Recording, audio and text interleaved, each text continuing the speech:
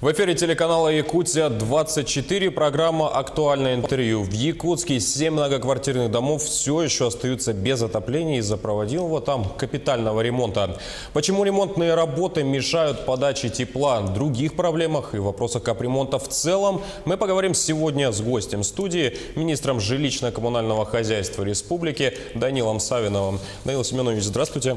Добрый день. Спасибо, что выделили время и приехали к нам в студию. Вы уже побывали в этих домах в Якутске. Почему капремонт затянулся и когда подадут тепло в эти дома и когда завершат там ремонт?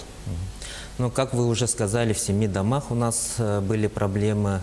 На данный момент в 3 домах уже подано тепло. Это у нас Ярославского 30, то есть Дзержинского 34, Каландрашвили 1 и Черяева 8 в 3 домах. Но там также ведутся работы по устранению замечаний. В 4 домах у нас работы практически завершены. У нас идет пусконаладка. Это у нас Дзержинского 40, Крыжиновского 75/2, Халтурина 6 и Ярославского 30/1. Ну вот по Ярославского 30/1 у нас еще остался 1 подъезд. По всем остальным там по 1, по 2 квартиры остались. Но работы у нас затянулись из-за того, что не было допуска в нескольких квартирах, в некоторых квартирах. И работы у нас из-за этого были задержки. Конечно, мы будем принимать меры тем подрядным организациям, которые допустили это за срыв сроков, графиков проведения работ. Мы сейчас будем проводить проверку по этим вопросам. Также эти компании будут исключены из реестра компаний, которые допущены к проведению капитального ремонта. И при подтверждении всех остальных нарушений они будут уже в реестре недобросовестных компаний включены. Конечно, в этом году у нас очень большой объем выполнения по инженерной системе многоквартирных домов. Если раньше в год мы проводили не более 20 домах, то в этом году у нас в 86 домах эти работы были проведены. Объем очень большой в этом году. Раньше у нас проводились в основном работы по фасадам, по кровлям, по фундаментам, то в этом году у нас большой объем пришелся на инженерные системы домов. Давайте теперь в целом поговорим на тему капитального ремонта. Как мы знаем, поменялась сама его система на квартирных домах. Какие результаты отмечают на сегодня в республике и сколько людей уже живут в отремонтированных домах? Ну, вообще в общую систему капитального ремонта включено 4466 домов. То есть эти дома в течение 30 лет будут приведены в порядок. Да? Из этих домов у нас уже с 2015 года отремонтировано 573 дома. В этих домах проживает 54 тысячи человек в отремонтированных домах. Но, конечно, доверие повышается по системе капитального ремонта. Это доказывает уже увеличение сборов платежей по системе капитального ремонта. Но собираемость в среднем у нас составляет 76%. А каков сегодня долг якутян по взносам за капитальный ремонт? Общий долг у нас составляет 480 миллионов, это по всей республике. Конечно, в некоторых районах собираемость выше. У нас в Момском районе составляет собираемость где-то 93%, в других, в Жатае 88%, в Нюрнгринском районе 86%. Это те районы, в которых очень хороший сбор платежей идет. Но есть еще отстающие районы по платежам, это и Миконский район, там уровень собираемости всего 55%. Ну и горный 53%, в Мигно-Кангаласском около 60%, ну а по городу Якутску оно как бы среднее и составляет 75%. Да?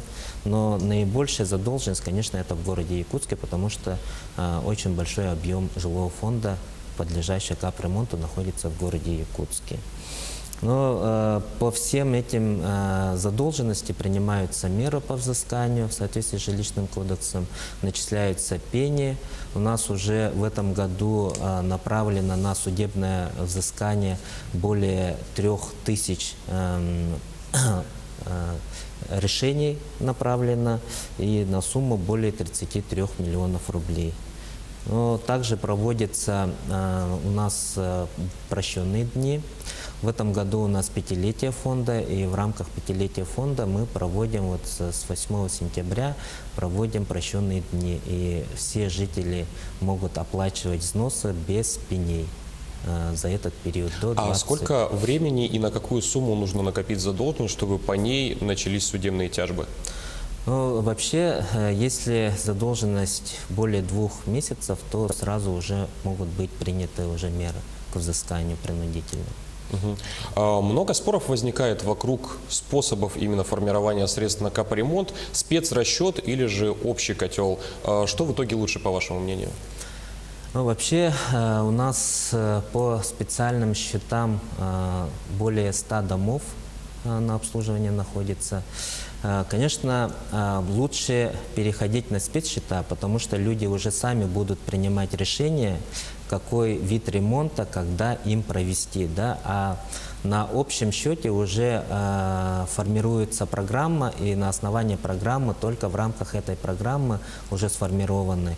Там уже определены все виды работ, которые на протяжении 30 лет уже будут выполнены. Да? Каждый человек может зайти на сайт фонда капремонта и увидеть, когда какие виды работ по его дому могут быть выполнены. Поэтому, конечно, при составлении вот этой программы есть очень много несоответствий по факту жизни. Да? У нас могут быть, что кровля состояния больше, чем изношенная, чем фасады и так далее. Да? Поэтому люди сами знают состояние своего жилого дома, и лучше самим принимать это решение, и в этом помогает переход на спецсчета. То есть сами люди уже могут, исходя из накопленной суммы, решать, когда им проводить тот или иной вид ремонта.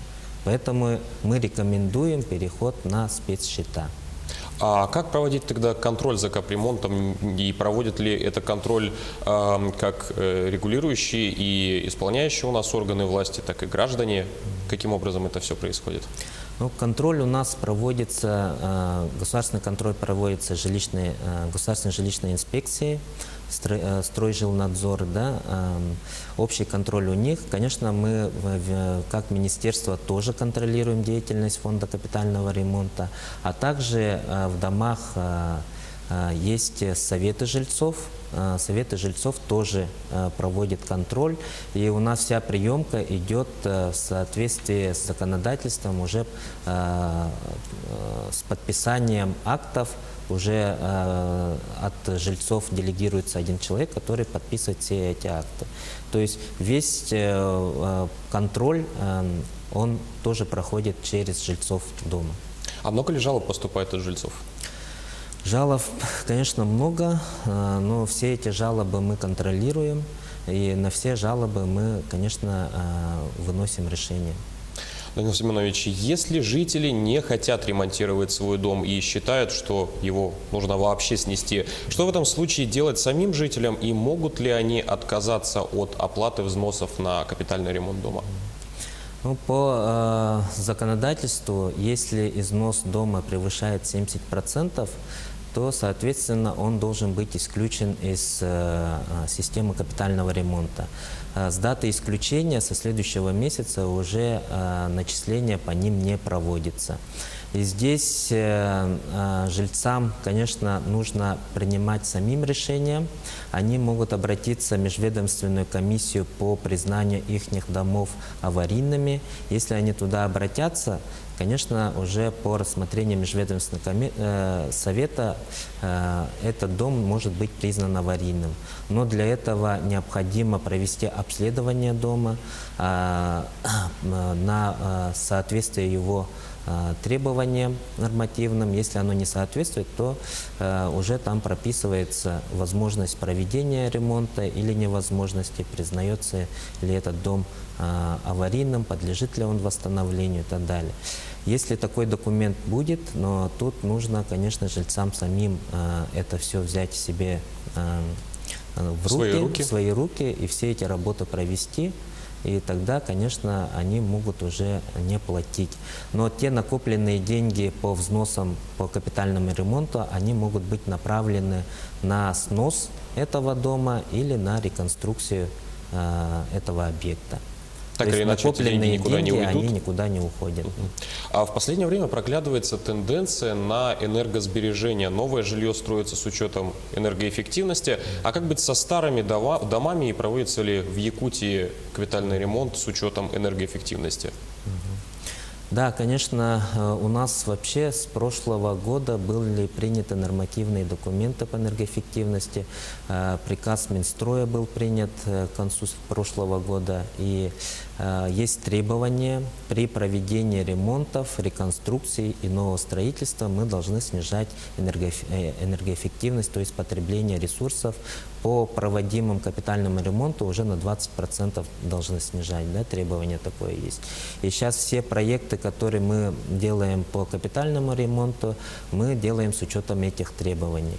А те старые дома, которые у нас уже выпадают с системы капитального ремонта или они признаются аварийными, по ним у нас уже, если признаны аварийными, то они переходят в программу переселения из ветхоаварийного жилья. А те дома, которые еще не попали в эту категорию, по ним мы сейчас готовим предложение в правительство. По тем домам, которые не попали и в фонд капремонта, и не перешли в состав аварийного, мы хотим, у нас есть предложение как поддерживающего ремонта на тот период, когда эти дома будут уже признаны и снесены в соответствии с той программой. Даниил Семенович, в завершение программы коротко, какие льготы предусмотрены по капремонту и какие категории граждан могут претендовать на эти льготы? Ну, льгота у нас есть, прописана в законе, старше 70 и одиноко проживающие, они могут пользоваться этими льготами. То есть по возмещению уже произведенных затрат. Если они обратятся в агентство субсидий, соответственно, они уже получат возмещение этих произведенных расходов. Даниил Семенович, спасибо, что приехали к нам в студию.